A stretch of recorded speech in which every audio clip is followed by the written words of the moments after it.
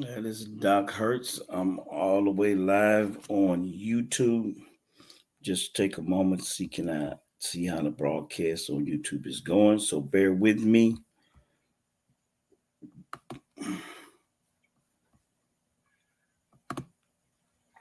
Amen.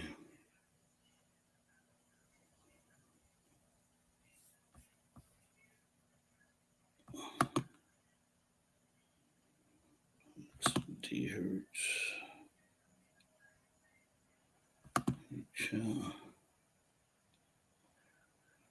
Okay, there it is.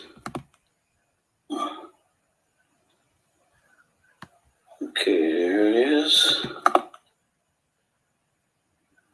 Okay. Okay, there it is. Okay. Okay, there it is. All right. Okay. Okay, there it is. All right. Okay. Okay, there it is. All right. Okay, the control any of the audio.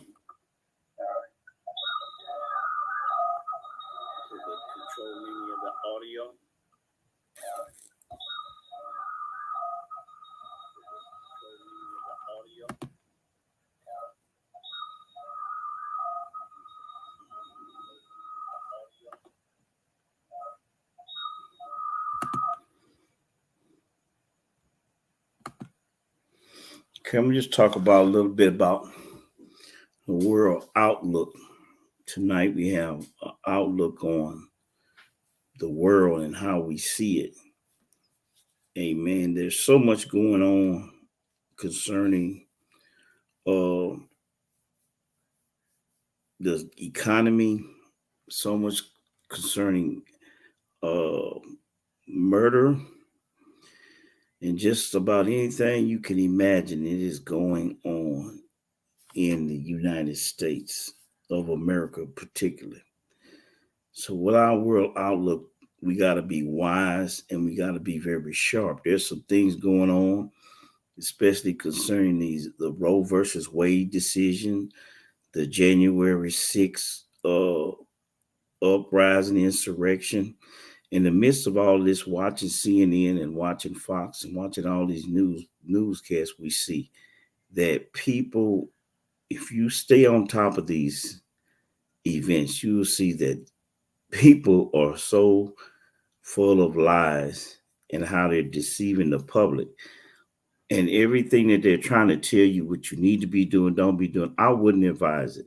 I wouldn't advise it. I remember breaking it down almost some years ago. I had some people interested in the Bitcoin. I began to say, look, Bitcoin is not, it is not a good thing right now. It's got to get ferreted out.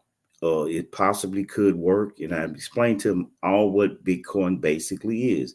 It's trying to come up with a new form and a new system of money and finances without having dollar bills.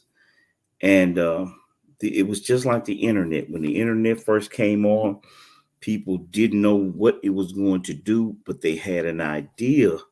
And so when AOL came on, a lot of people invested in it, and a lot of people lost money in it. It's because it wasn't refined. And then lo and behold, you had things like eBay, and then you had YouTube. Facebook came out a little later, but when those businesses came on, they were not making any money. They were letting people come on, log in free, building up their content, and then they started their marketing programs. And now we got Instagram, all these different, Spotify, all kind of little record things, just all kinds of things that are making money off the internet. And now it's a tool to be used all over the world. It's on cell phones, computers. We're doing personal broadcasts like in TV. The technology is just soaring. So all these things took off. But at the time, uh, in the beginning, it just wasn't working. And it's the same for Bitcoin.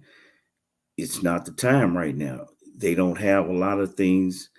And if I could explain it to you, you probably would understand, but I'm not going to even really try to waste my time.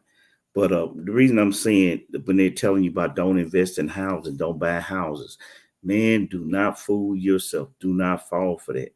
If you are satisfied with thinking you're going to be a renter, let me tell you something. You're going to be in a perpetual non-control element in your life. And let me show you what I mean. If you're talking about your cost of living, your way of living, don't invest that money. Invest that money in invest that money in your business and not into your home.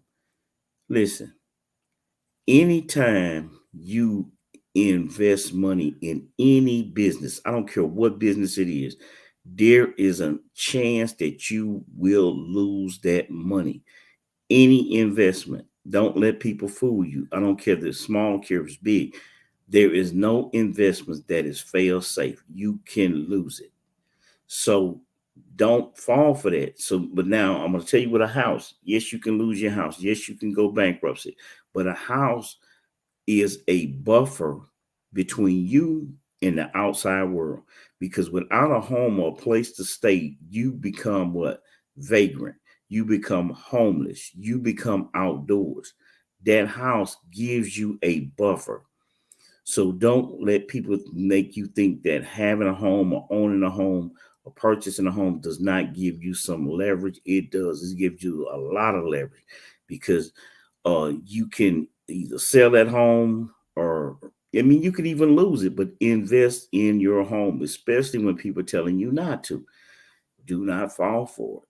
Do not fall for it. That is a solid investment, and it also give you more security on where you and your family can lay your heads. Amen. Don't fall for it.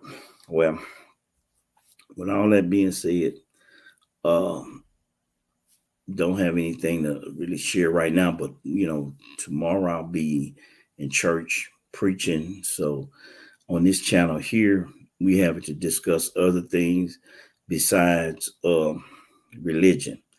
So I don't know if you keep up with a lot of people that's on the internet. Some of the characters that are going on, like you got Charleston White, Kwame Brown, you got a guy called Lead Attorney, you got AK-47, you got Sinetta, you got the Hebrew Israelites, you got WAC 100, you got all types of people, influencers out there, and they're sharing and doing what they do, and also you keep up with current events.